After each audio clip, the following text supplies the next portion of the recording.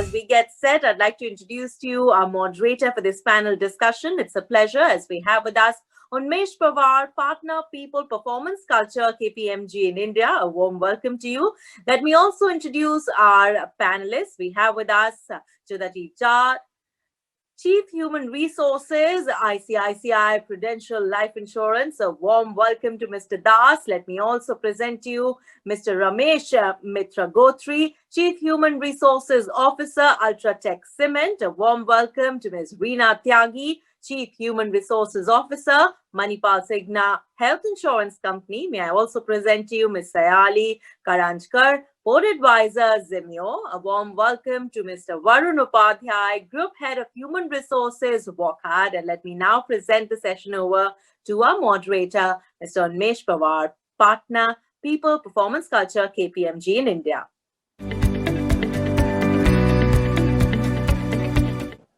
Good afternoon and welcome to this panel session where we are really talking about the interface of HR and tech and how technology is really enabling HR and helping shift the agenda going forward.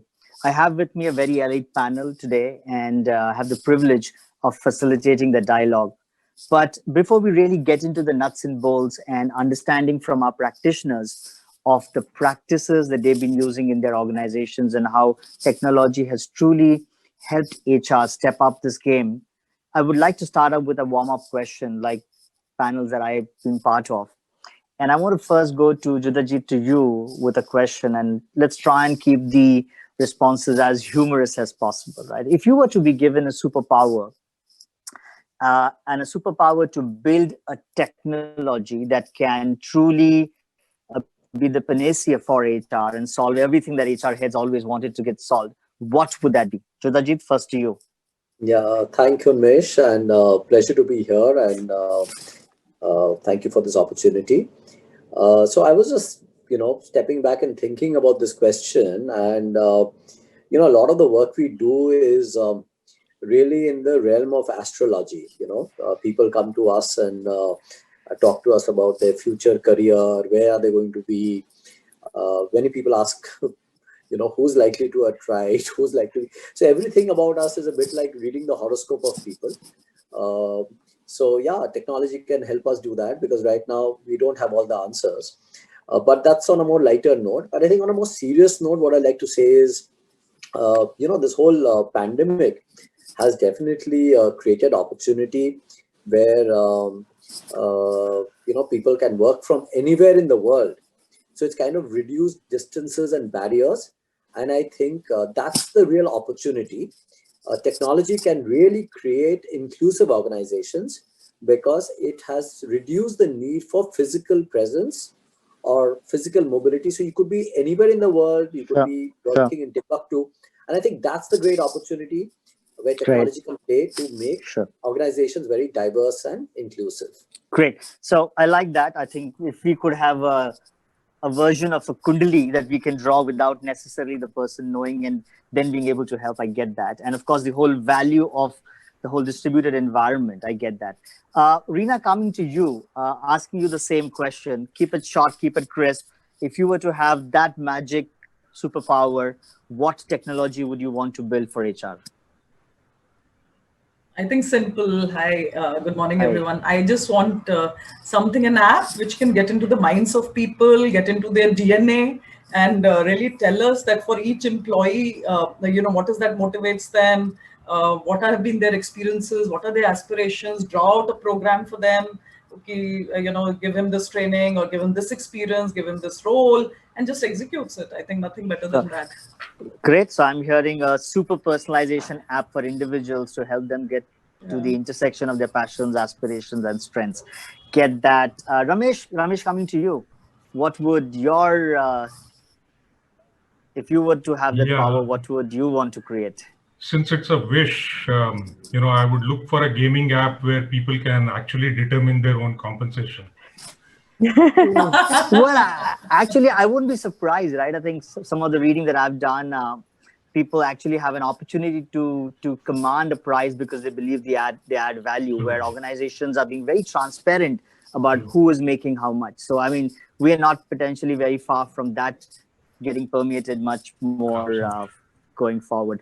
Well, Sayali, what about you? What I know you are part of Zimyo. You guys build technologies, but for a minute, if you were to be given that superpower, saying "Kuch bhi kar lo," what would that be?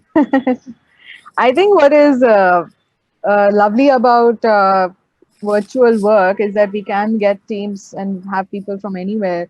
But what is hurting is the interpersonal connect, right? Even now, we are seeing a tile of faces, and I realize that it doesn't convey the whole communication. So my wish is for the total, virtual reality rooms where you actually feel like you are with people, and full a full body language experience with the people in the room. I Well, don't think we are far from that either. Uh, holograms or whatever you call it, right? yeah, So yeah, I would like a HoloLens. hologram virtual conference soon.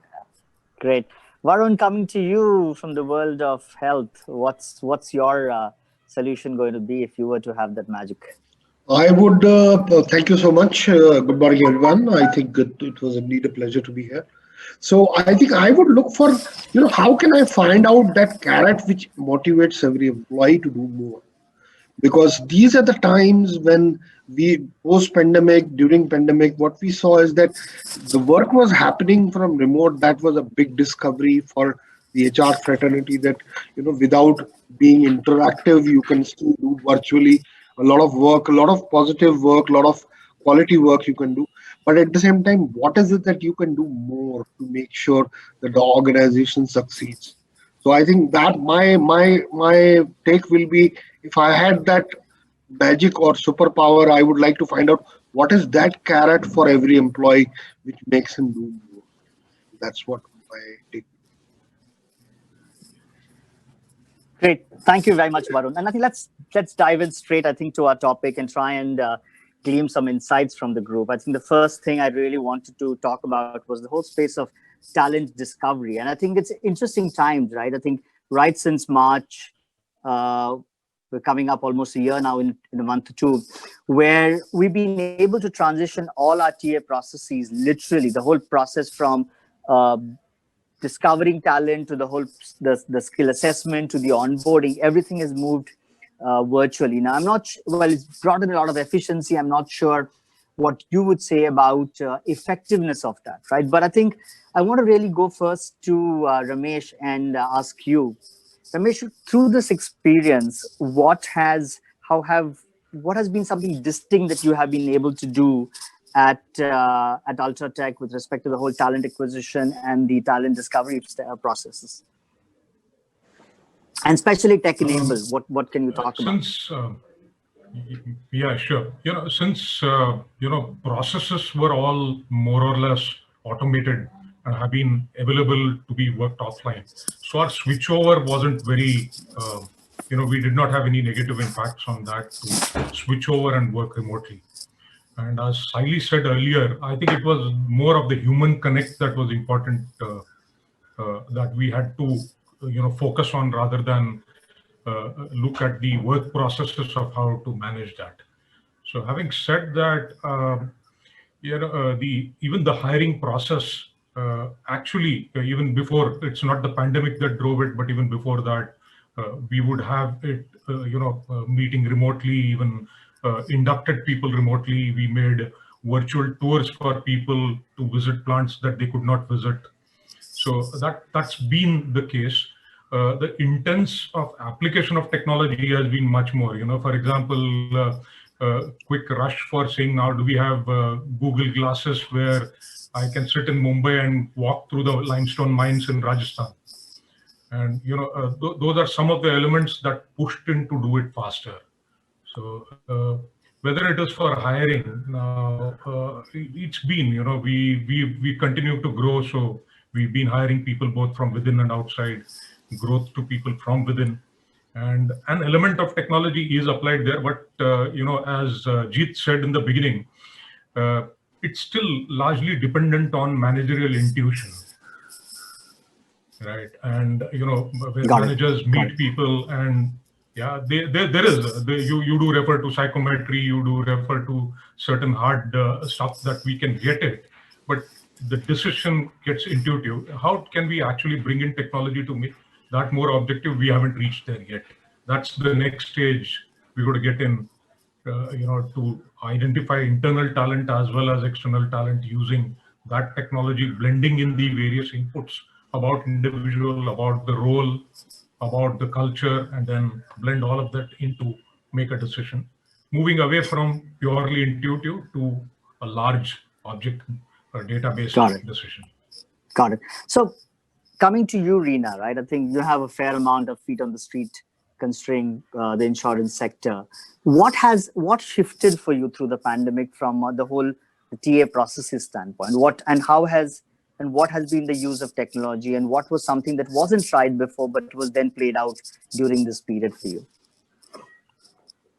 I think the first and foremost was a shift in the way people were thinking, right? And Jeet would agree to that in insurance industry, I think that was unthinkable, where people would say that, people can work from home, people can do interviews virtually till the time you had not met people, gone to their homes, really looked at and done those kind of things. You were not ready to hire people.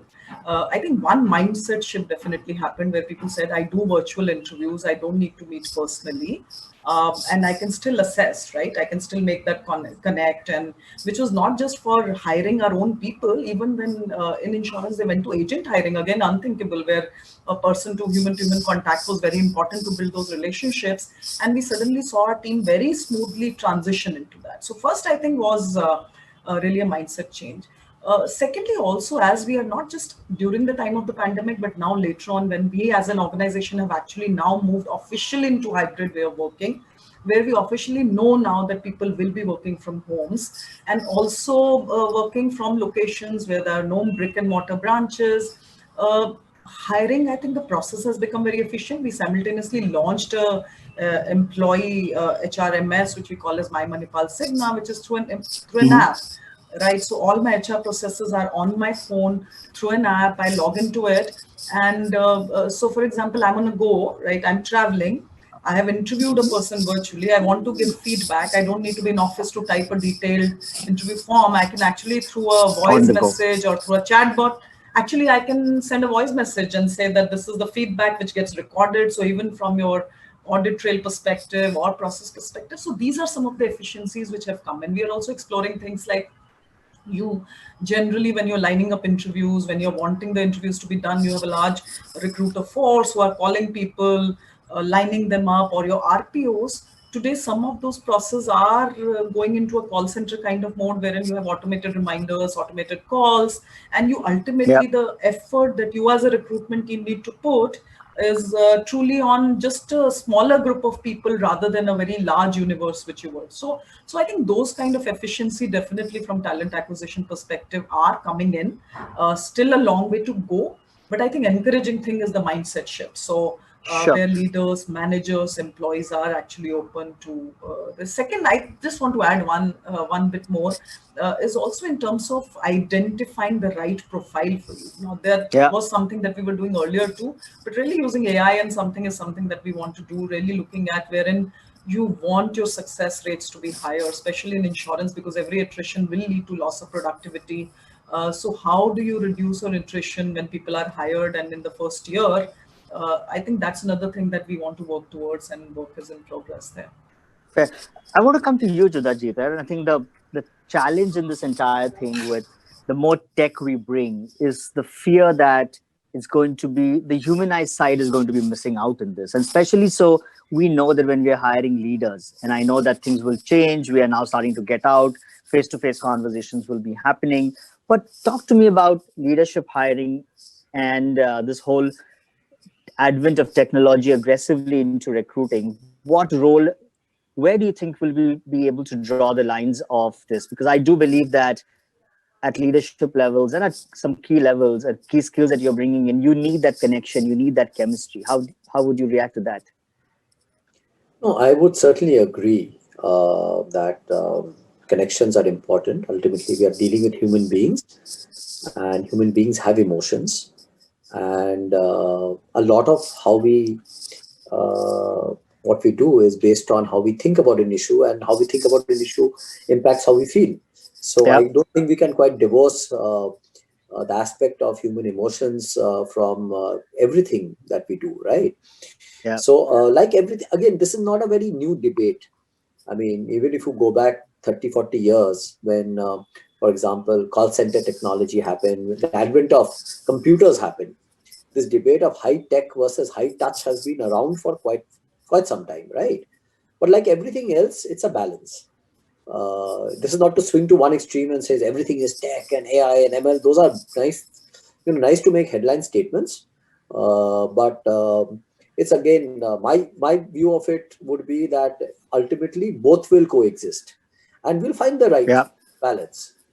And that's going to be an iterative process. I don't think I can stand here and say this is the way it's going to be. So an analogy I like to give is, for example, if I look at, say, banking, there was a time when banking was only physical, bank branches. Then call center banking came, ATMs came. Now you have internet banking. Now you have mobile banking. That doesn't mean branch banking has gone away. People do go to branches. People also do internet. People also do call center. People also do apps. So it's like choice. And as far as leadership hiring is concerned, or any kind of hiring for that matter, I want to just make 2-3 points quickly. One point is that the role of, my personal view is that typically the traditional role of a talent acquisition manager has been to be that of a selector, as if I am selecting. It's somewhere there is a confers a power status that I will take a decision whether you will join or not join. I think we need to create, I mean, if we want to flip it aside and say we are a career counselor, and we say that our job is to give you maximum information to you so that you make a educated choice. Of course, there is an aspect of selection. Informed choice. I will judge you, but I will also give you information. Are you really the right fit for me? Are you really the right? Am I really the right organization for? Do you really want to do this role? These are the, typically we lay out a red carpet. I'm saying if you flip it around, you can say, can I guide you to take an informed choice whether this job, this company is really the right role for you? The right answer. And automatically, a lot of the issues of, dissonance that happens when you join, which leads to early attrition, can be taken care of. And since we are an organization that has always been a large campus hirer, one of the challenges we have, which Reena talked about, how do we reduce early attrition? I think a lot of the early attrition reduction is linked to the early dissonance that happened, and which is about expectation management. And here it's very difficult to explain everything verbally in a long, because that takes a lot of time and effort. I think technology can play a big role. Put all the information on the website, on the app. People use gamified things to talk about a day at work in ICICI or wherever else in the organization. So technology can help cut so that you do your research online. And I make sure you do the research, because one of the things that always puzzles me when people come for a job and they don't want to know about the job, they don't want to know about the company. They just hear the brand and say, I want this job. But why do you want this job? So I think it's important to make people think about it. And I've seen senior people, even in leadership hiring, they just come for the job. They look at, okay, the brand is good, the title is good, the money is good, and I want the job. But they don't want to ask more questions. But your sense of well-being and your ability to perform on the job really depends so much on, is this really the job that you want to do? So those are the. No, I think very well said. And I keep saying this, right? That recruiting now is becoming like dating, right? I think both parties have an uncanny ability now to snoop on each other and get to know as much as you can. And I think before you decide to say yes to the date, you would have done enough research to say, is this something that you're serious about and you want to dance with? So good stuff. Anyway, so I want to say, not snooping. I want to transparently say. Transparently do that. Do you like me? Do you really want to marry me? I mean, that's whatever be that. These are my strengths. These are my idiosyncrasies or what's or all. That's what I'm trying to say. Yeah, got it. So just one question before I move to the next pivot on this, but just want to check. I think I want to go to you, Varun, right? I think in the space that you are in, especially health, the whole piece around internal mobility of talent is important, right?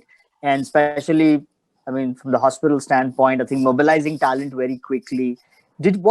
How did you see technology enable that? I mean, or was it done just the way that you guys have been doing before? What was anything that shifted and anything that's going to shift going forward, the way internal mobility of talent is going to be managed?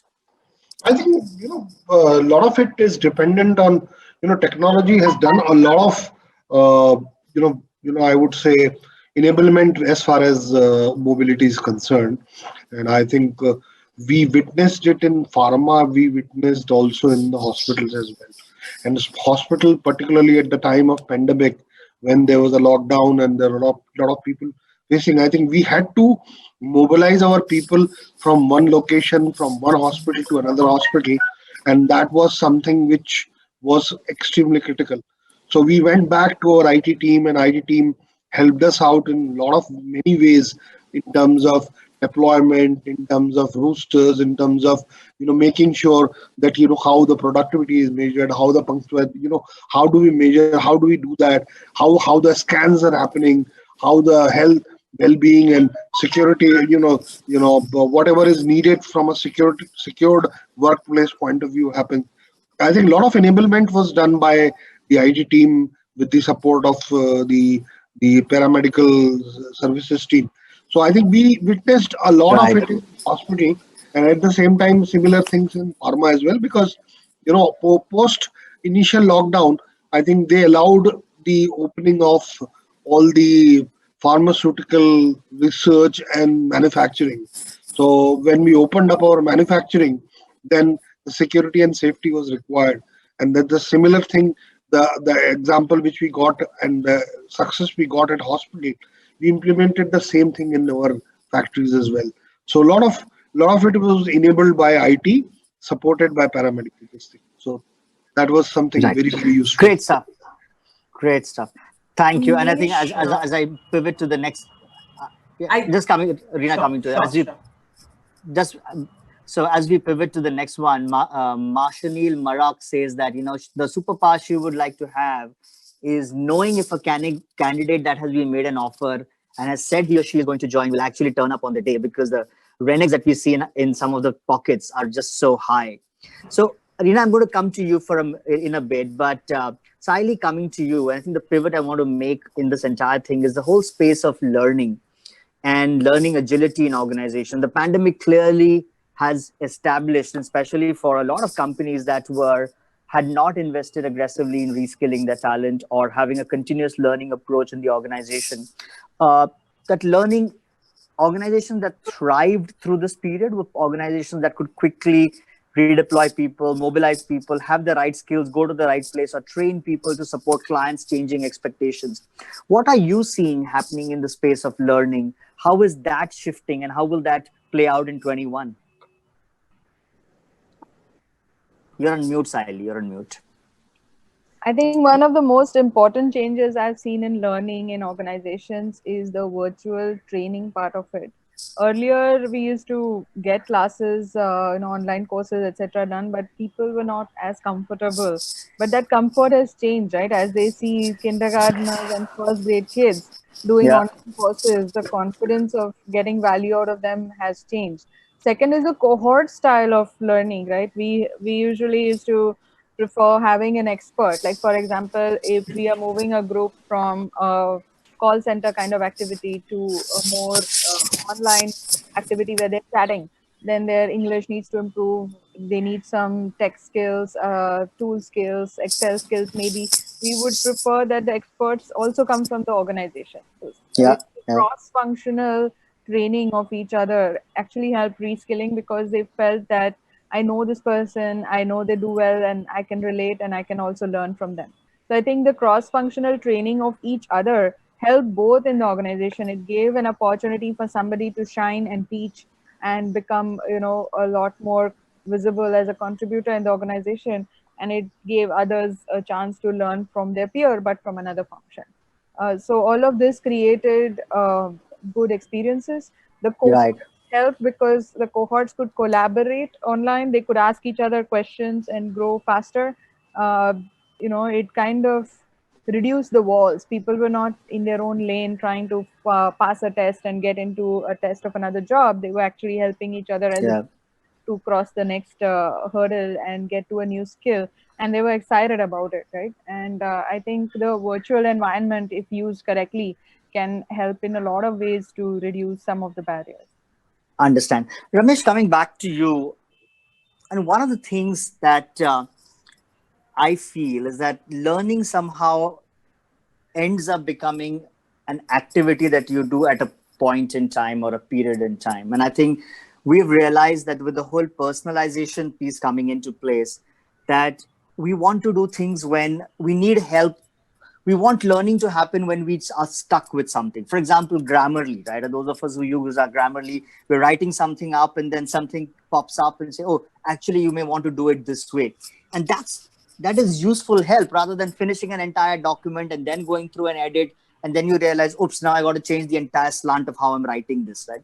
So how do we integrate learning into the flow of work than have it learning be something separate, right? So what are your thoughts about that? And I'm asking you because with the whole manufacturing space and other things, training cannot be necessarily about taking people away for 2 days, 3 days. What can we do to really make training available at a point in time, right? Exactly, now is when I need it. We do a quick steroid inject into this and then move forward. So reactions, and then Reena, I'll come back to you on this same question. Absolutely. Very rightly said, learning is not an event, it's a process. It goes on over a period of time. Second is the need today is exactly, for learning is in nuggets. I don't need the bulk of learning, go do a degree and then come back kind of a thing. The degrees that we obtain are just the foundations. What we actually learn are the skills in organization, and you also need alongside as you work. So it's actually building in every way of life, and that's where technology comes in the form of augmented reality. Your learning nuggets on the mobile. Let's say our sales staff is moving all around the country, 5,000 of them. They carry handhelds, and all they need is a quick chatbot where they can just ask a question and the chat box brings to them exactly what they need to know at that point of time, and also gives them a load of references to say that you have more time, you can go and refer to various subjects, right? So that's what it brings in. Periodically, you will also need to bring in contact kind of programs, although I don't say classroom is done away with forever. Yeah. Because even for example, schools now, we are seeing a lot of children sitting and studying out of their tabs and laptops at home. But I think one of the biggest skills that they're missing is the socializing. True. And that part we will have to still continue in some way to bring it together and build in. On how do we do it, whether we do it with technology, we do it in the conventional way is yet, we have to discover the right way of working for that. But that's an important element to be brought in. And technology is bringing in nuggets of information, nuggets of skills that you're able to do then and there and learn when you need it and not accumulated at one point of time to be given. Great. I think I like what you said, right? I think especially for the foot soldiers, the folks on the street, sales guys, this whole thing about drip learning, right? Which is just in the moment, that 30-second video. And I think with attention spans where they are, I think, and mandatory training, we know how our people attend some of these mandatory training. It's a click forward till you get. That's right. And most importantly, normally you do an assessment of need and accumulate and put a common denominator and put 20, 30, 50 people to go through that. All may have varied need. A very common thing I see is communication skills. And then you have everybody wanting to learn presentation to English speaking all bunched into one group and train. It won't work anymore like that. You have to specifically identify and tailor make it for individual. We're going to come to that personalization element. So Reena, coming to you on this one, right? I think what have you seen? How is technology really enabling integration with the flow of work? I think hyper-personalization, and which is not just in terms of the content or the need which is identified, but also in terms of timing, mode of delivery. And that is where you need to understand those cohorts that you have in the organization and build up to that. So today, even what we are doing or we have started doing, and we're seeing a lot of even learning vendors doing that. Today, a learning journey is no more about long programs, whether virtual or classroom. They're about small nuggets, small modules, looking at strengths of one particular mode of delivery for one behavior. I'm not even talking about a competency, right? Or a larger gamut. So hyper-personalization, I think, is very important. Second, also as you're moving, and this is one area where I don't see people or organizations moving to a very large human-to-human contact, because ultimately costs are becoming critical, Prohibitive. and we know, so people might not want their people to travel so much or take out so much of time. So possibly that's one area we'll continue to do learning on virtual platforms. But we also know learning also come through group interactions, connections with each other, networking with each other. So how do we remain sensitive to that in virtual world, how do we create networks, how do we create connections, so that people in smaller communities and smaller groups continue to connect virtually and learn. So I think these are two things that I Yeah. will be very sensitive. Yeah. So, Judhajit, I think we've all now understand very well that the vitality of an organization really is about the skills it has. And I think organizations that did not have the kind of skill sets needed to thrive through the pandemic struggle through this, right? And I think, what are you doing about this whole reskilling agenda? How are you enabling managers to really work with people to ensure that they're working on the next generation skills that the organization requires? Or is there, so either within your world at ICICI Pru or other, what have you seen? How are organizations working on that agenda, and any counsel for the group and saying, how can tech enable this better? Right. No, so I think I agree with what Ramesh and said about, I mean, the whole aspect of learning cannot be force-fed in one go, right? It has to be whatever word you want, drip learning, bite-fed learning, all of that is true. The only accent I will put is most of the work that we do in organization, 90% of the jobs are skill-based, right? Whether it's a manufacturing company or a service company. So what do I mean by that? So basically you are either doing selling skills or service skills. And there is a way of doing it. There's a way of making the coffee if you're a barista. There's a way of serving the coffee. There is a way of, opening a sale and closing a sale. And these are skills that you have to learn, right? So the knowledge component is probably only 10% of the whole thing. The rest of it is really how you conduct yourself behaviorally, which is what we call soft skills. Yeah. Now, like everything else, it's not about, most of the learning happens therefore on the job, right? And by watching other people who are better than me. So you have role models. Yeah. So classroom learning or any kind of knowledge-based learning is only 10% of the whole learning.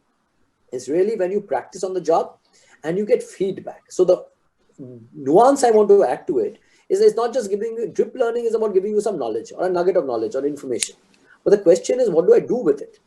Then I practice it. And I need to get feedback real time. It's like sports. If I'm learning to play the square cut, somebody needs to tell me, the coach needs to tell me that, look, I'm holding the bat wrong, or I'm not playing this ball right, or my feet is not getting behind the ball, or my eye-hand coordination. So like selling skills, am I making eye contact? Am I smiling as I'm speaking? Or, the way I'm nuancing it. Yeah. So technology here, which is, and we have something called a mic coach, where you record your, opening pitch, right? Mm-hmm, what we used to do in the past called mock interviews or role plays. What you are doing is replacing the mock interviews and the role plays in a video-based format, and there can be an AI-powered engine or even some skilled person rate you and give you feedback, right? It can be AI-powered technology, which scores you on how well you've done it. So you get real-time feedback in terms of where you've done well, where you've not done well, and you keep practicing so you get better and better at it. Because the point I want to make is, it's not about practice also. It's about perfect practice makes perfect, right? That was very difficult to execute in a physical world, because that technology can augment, and therefore the time taken to skill you becomes, you can shorten that cycle. Because now you can practice on your own and you get real-time feedback. So, got it. So the accent I want to bring to this is 90% of our jobs are skill-based. Skill-based jobs require constant feedback, so you improve. And therefore, the whole power of technology to help you do that, so that you get perfect feedback real-time and you improve. I think that's the opportunity. That's where all the new investments in technology are happening, and we are also doing. So it's not perfect yet. It's a journey. Fair. No, the technology will improve as we go along. But that's where the opportunity really is. No, I think very clearly. I think organizations will have no choice but to really define with the capabilities they want to build, what skills the organization needs to have, and then be able to do that cascade and connect back from a personalization agenda standpoint.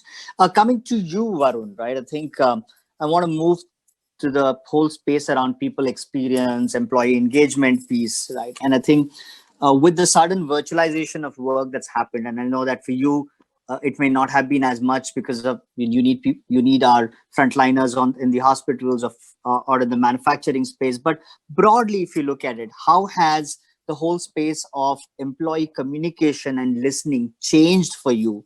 And some of this change, I think, is going to be consistent going forward. So, what is your reaction to that, Varun? Yeah, I think lot of change because moving from a physical world to a virtual world. So sees a major change actually. So initially, if you ask me very honestly, I think when me and my MD as well as the leadership team, when we were actually on the call discussing as to how will we go about it, how will we drive the organization, how the productivity will happen, how the sales target will be achieved, how production target will be achieved, how will we make sure our product reaches the distributor as well as the patients on time. So a Yeah. lot of questions came up, but I think gradually, time and technology, then collaboration, then the whether you like it or you don't, you have to do it in this way only. I think that made it happen. A lot of things, the dust got settled. We started realizing what we can do more. And I think I would say, it was an experience, although not to mention, but that let's say you got blinded, then how will you survive? You don't end up your life if you are blind. So I think Yeah. in a similar situation, I think we also learned how to use our other skills rather than our physical skills, rather than how do we enable the virtual skill more so that we can do much more. So I think that's where the change happened. A lot of new things started happening, like how do we conduct more effective meetings, how do we go about it, what are the what how do you identify soft skills in an interview, in a virtual interview. So we made guidelines, shared with people, told them what to look for, what to not look for, and all these things happen virtually. So I think a lot of it has happened. And in fact, if you ask me, I think we got one good thing to note is that now we have decided that 40% of our uh, way forward, 40% of our people will work from home. Work from home. Yeah. Yeah. Yeah. So I'm going to go to Sayali, to you, right? I think the distributed workforce, the hybrid workforce is a reality you cannot run away from. But the challenge, I also feel that culture building requires an element of face to face, and it requires an element of groups coming together, experiencing each other, right? Because every family, every house is different, right? I mean, you belong to the same community, but every house is different because the way things are done are different. And that's what the microculture of an organization. So what have you started to see in this whole space of employee engagement, listening strategies organizations are using, but yet being able to humanize the entire experience? Because what you don't want is overnight you've switched to this. Are you really connected with our people? I think it's been an overwhelming time through the pandemic, but with 40%, 25, 30% people working from home, distributor may never come to work. How do you truly humanize the organization with this? Yeah, truly, it's a big problem because there are people who are doing different kinds of distribution. For example, there are the Monday, Wednesday, Friday people and the Tuesday, Thursday people who never meet each other. Yeah. On end.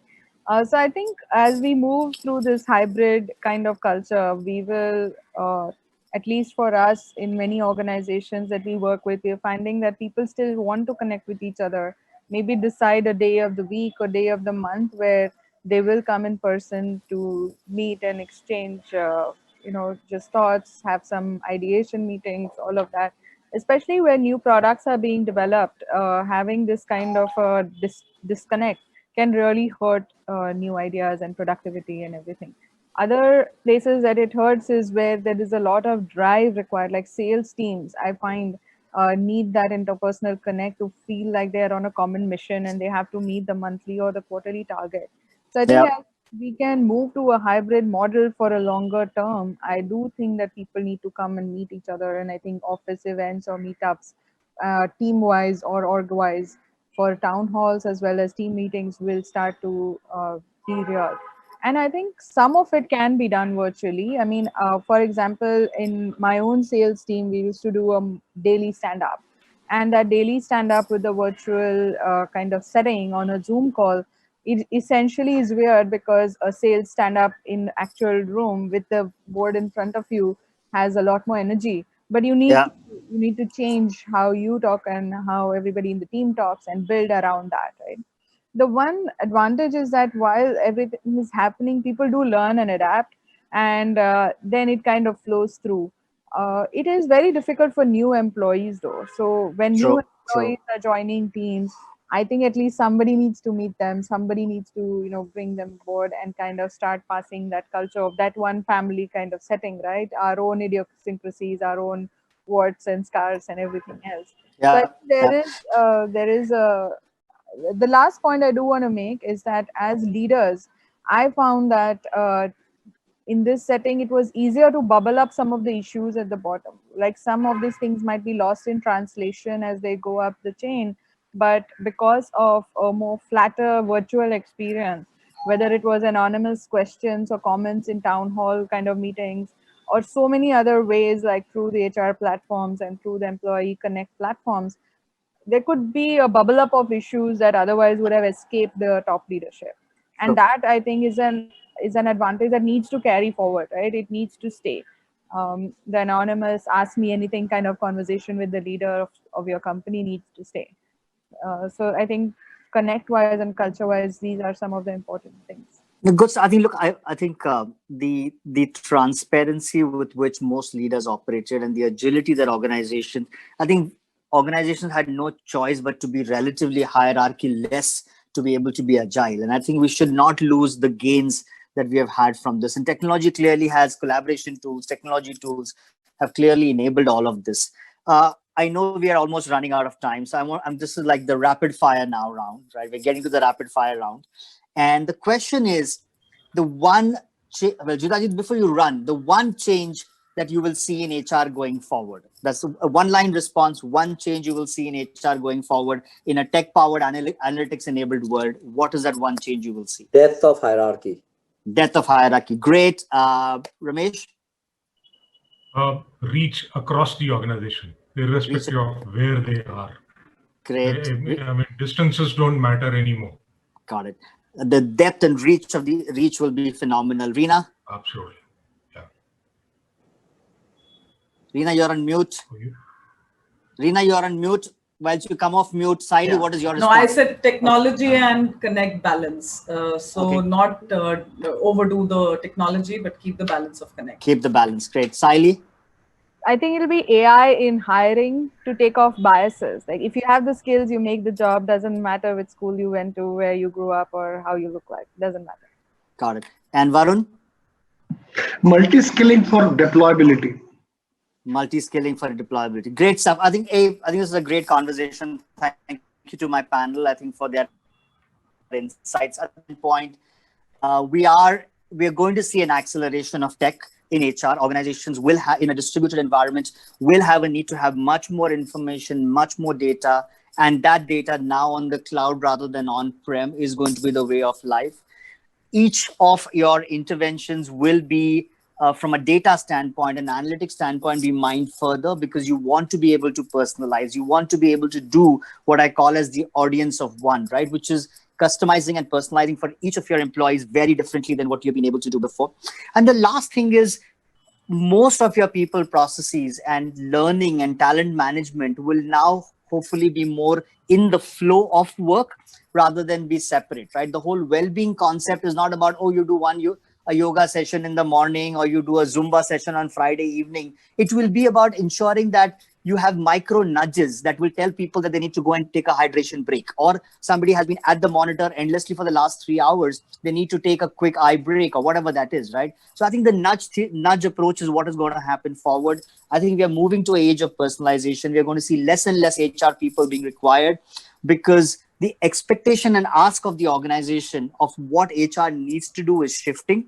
Whilst we've done a great job of employee engagement, keeping the morale high of our people, the ask of our business is really to partner with them and anticipate future situations like what the pandemic had thrown at us and be able to do a good job of navigating those times. So on that note, thank you very much to Sapphire Connect for having me and our panel. And I hope that this was useful to everybody who was listening in. Back to you, Isha. Thank you so very much, Mr. Pawar. And it was indeed a very, very insightful panel. Thank you so very much for joining us. I'd like to take this opportunity by thanking our panelists as well. And I'd also like to thank our audience members for sending in all those questions. I'd like to request you all to please continue doing so. So thank you, panel, for joining us with all your ideas, everything that you and your organizations have been doing, especially in these very, very challenging times.